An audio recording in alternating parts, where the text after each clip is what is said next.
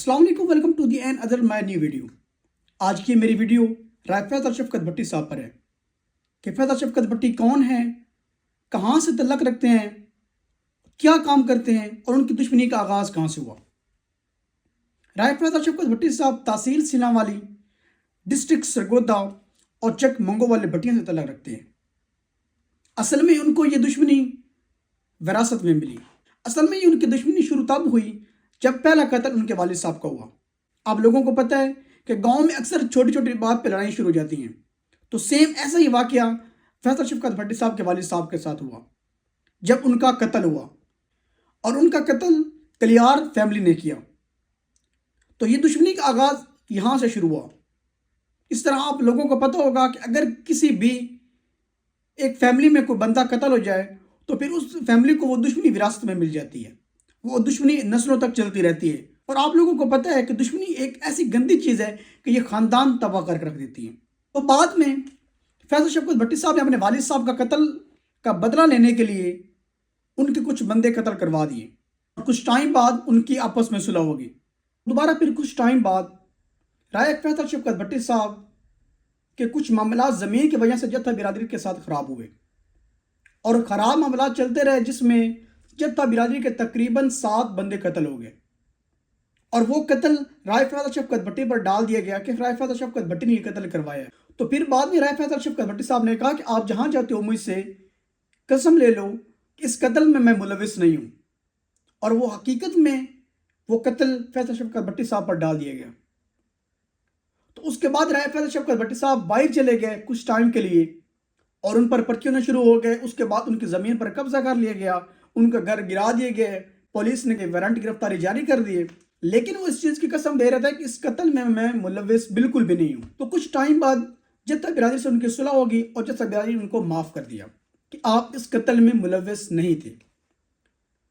तो ये अभी 2 दिन का वाक़या है कि फैसल भट्टी साहब का आपने एक बयान देखा होगा जो टिकटॉक पे, यूट्यूब पे, फेसबुक पे वायरल हुआ, जिसमें वो कह रहे हैं कि मैं पाकिस्तान वापस आ रहा हूँ, मुझे बाहर की किसी पुलिस ने अरेस्ट नहीं किया, मुझे पाकिस्तान की पुलिस ने अरेस्ट नहीं किया, मैं खुद ही आ रहा हूँ, खुद आके अपनी अदालतों में पेश होऊंगा और अपनी अदालतों से इंसाफ लूँगा।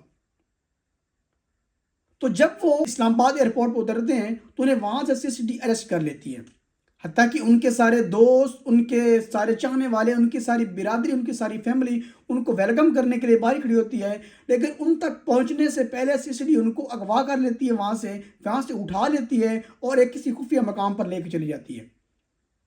जब उनको किसी खुफिया मकाम पर लेकर चली जाती है तो वहाँ उनका इनकाउंटर कर देती है, और इनकाउंटर करने के बाद ये न्यूज़ फैला देती है मुख्तलिफ ग्रुपों में, मुख्तलिफ चैनल पे कि फैसल भट्टी साहब का इनकाउंटर हो गया है। तो उनकी लाश हम लेके सरगोदा में आ रहे हैं, और बयान वो क्या बनाती है कि फैसल शफकत भट्टी साहब और उनके जो साथी थे उन्होंने पुलिस मुकाबला बनाया और पुलिस पर फायरिंग की है, जिसकी वजह से उनकी फायरिंग में उनका फैसल शफकत भट्टी साहब का इनकाउंटर हो गया।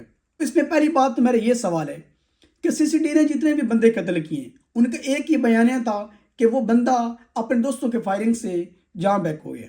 और दूसरी बात मैं ये कहना चाहता हूँ कि जब एक बंदा खुद कह रहा है कि मैं पाकिस्तान वापस आ रहा हूँ, मैं खुद अपने आप को सरेंडर कर रहा हूँ, मैं खुद इंशाल्लाह जाके अपनी अदालत में पेश होऊंगा, अदालत मुझे चाहे इंसाफ दे या अदालत मुझे चाहे सज़ा दे, मुझे वो सब कबूल है, मैं खुद पाकिस्तान आ रहा हूँ, मुझे किसी पाकिस्तान की पुलिस ने अरेस्ट नहीं किया, मुझे किसी इंटरनेशनल पुलिस ने अरेस्ट नहीं किया, तो हमारा हक बनता था, CCD का हक बनता था कि उसे पहले अदालत में पेश करे, और अदालत चाहे उसे सज़ा दे या अदालत चाहे उसे माफ़ करे, वो अदालत का काम था। अगर अदालत उसे माफ़ ना करती तो फिर आप जो करना चाहते थे कर लेते, लेकिन आपने अदालत का कोई एहतराम नहीं किया। आपने समझा कि पाकिस्तान में कोई रूल ऑफ लॉ नहीं है, तो हम जो चाहे मर्जी कर सकते हैं। तो सर मैं मरीम नवाज से गुजारिश है, मेरे CCD सुहेज़फ़र चट्टा साहब से गुजारिश है कि सर आप थोड़ा रूल ऑफ लॉ को भी देखें।